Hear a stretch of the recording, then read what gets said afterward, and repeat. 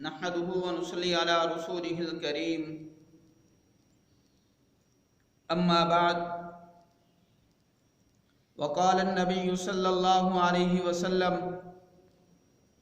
من غش فليس منا أو كما قال عليه الصلاة والسلام۔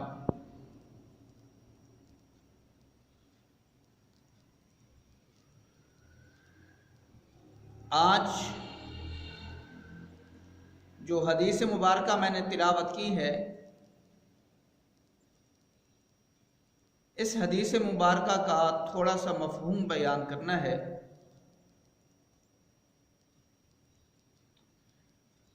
اس حدیث مبارکہ کے اندر حضور علیہ السلام نے فرمایا من غش فلیس منا، جس نے ملاوٹ کی، جس نے دھوکہ دیا، وہ ہم میں سے نہیں ہے۔ اب یہاں پر یہ بات ہوتی ہے کہ آج جب ہم اپنے معاشرے کے اندر ہم نظر دوڑاتے ہیں،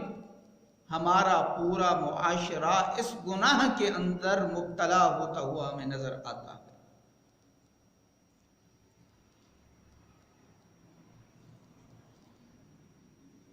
اور آج انسان جو ہے کثرت کی طرف تو دیکھتا ہے، برکت کی طرف نہیں دیکھتا۔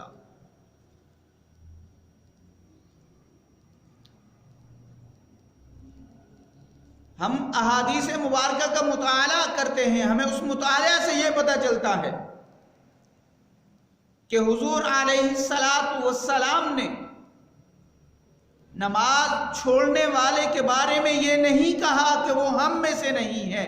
نماز چھوڑنا گناہ ہے،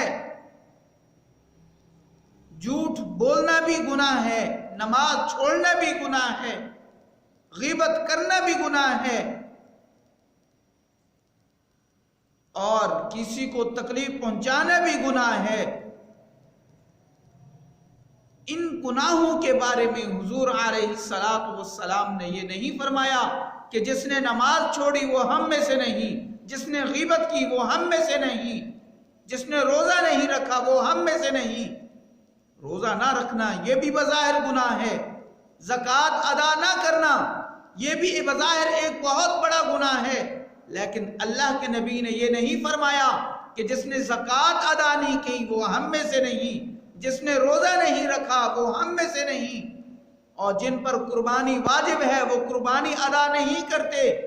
اللہ کے نبی نے ان کے لیے بھی یہ نہیں فرمایا کہ جنہوں نے قربانی ادا نہ کی، جنہوں نے قربانی پیش نہ کی وہ ہم میں سے نہیں۔ لیکن جب بات آتی ہے ملاوٹ کی، جب بات آتی ہے دھوکے کی،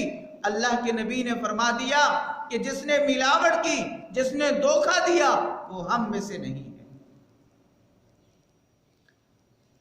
ایک اور حدیث مبارکہ کے اندر حضور علیہ السلام کا فرمان مبارک ہے۔ حضرت ابوبکر صدیق رضی اللہ تعالی عنہ اس حدیث مبارکہ کے راوی ہیں۔ وہ بیان کرتے ہیں کہ حضور علیہ السلام نے ارشاد فرمایا ملعون ہے وہ آدمی جو لوگوں کو دھوکہ دیتا ہے یا پھر لوگوں کو تکلیف پہنچاتا ہے۔ لوگوں کو دھوکہ دے کر ان سے مال غصب کرنا، ان کا مال ہتانا، یہ تکلیف دینے میں شامل ہے۔ اور جو لوگوں کو دھوکہ دے کر اس کا مال حاصل کرتے ہیں،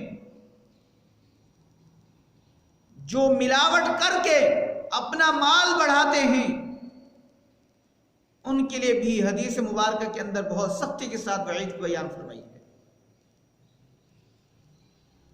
حضور علیہ السلام نے ارشاد فرمایا جو انسان دنیا کے اندر حرام کا مال کھاتا ہے، جتنی مقدار اس نے حرام کا مال کھایا ہوگا، قیامت والے دن اللہ رب العزت اس مال کی برابر، اس مال کی مقدار کے برابر جہنم کی آگ کے انگارے اس کو کھلائیں گے۔ آگے سنیں، اور آج ہم دنیا کے اندر ہم اپنے ایک مسلمان بھائی کو بدنام کر کے ہم اپنا مقام بلند کرتے ہیں، ایک انسان کو ہم دنیا کے اندر لوگوں کے سامنے ذلیل و رسوا کر کے ہم اپنی عزت بلند کرتے ہیں، تو ان کے بارے میں بھی حضور علیہ السلام نے حدیث مبارکہ کے اندر فرمایا، جو دنیا کے اندر لوگوں کی عزت اچھال کر اپنا مقام اپنا مرتبہ بلند کرتے ہیں، لوگوں کو رسوا کر کے لوگوں کے سامنے اپنی عزت بلند کرتے ہیں، اللہ کے نبی نے فرمایا قیامت والے دن اللہ رب العزت ان کو بعزتی کی مقام پر کھڑا کر کے اللہ ان کو پوری امت کے سامنے بلکہ تمام انسانوں کے سامنے ان کو ذلیل و رسوا کریں گے۔ آج ہمارا معاشرہ حرام کمانے میں بہت آگے جا چکا ہے، کثرت کی طرف تو بھاگتا ہے ہمارا معاشرہ، لیکن برکت کی طرف کوئی بھی نہیں بھاگتا۔ آج ہم برکت حاصل کرنے والے بن جائیں، ہمارا رزق ہمارا مال و دولت کم ہے لیکن اس کے اندر اللہ کی برکت ہے، وہ مال ہمیں دنیا میں بھی سکون پہنچائے گا اور ہمارے گھروں کے اندر خوشی کا سبب بنے گا، ہمارے گھر کے اندر سکون کا سبب بنے گا۔ اور جو حرام کا مال ہوتا ہے بظاہر وہ ہمیں دیکھنے میں زیادہ نظر آتا ہے، لیکن وہی حرام کا مال بیماریوں کی شکل میں ہمارے گھروں میں آتا ہے۔ وہ ہمارا مال وہ جو حرام کا مال ہوتا ہے وہ ہمارے گھروں سے برکت کو لے کر چلا جاتا ہے، ہمارے گھروں سے سکون کو لے کر چلا جاتا ہے، ہماری زندگیوں سے بھی سکون کو لے کر چلا جاتا ہے اور ہم خوشی کے لیے ترستے رہتے ہیں۔ تو دعا ہے کہ جو کچھ کہا ہے اللہ ہم سب کو اس پر عمل کرنے کی توفیق عطا فرمائے، اللہ ہمیں برکت والا مال کمانے کی توفیق عطا فرمائے، اللہ ہم سب کو حلال کا رزق کمانے کی توفیق عطا فرمائے اور اللہ ہم سب کو حرام کے رزق سے محفوظ فرمائے۔ وما علینا الا البلاغ۔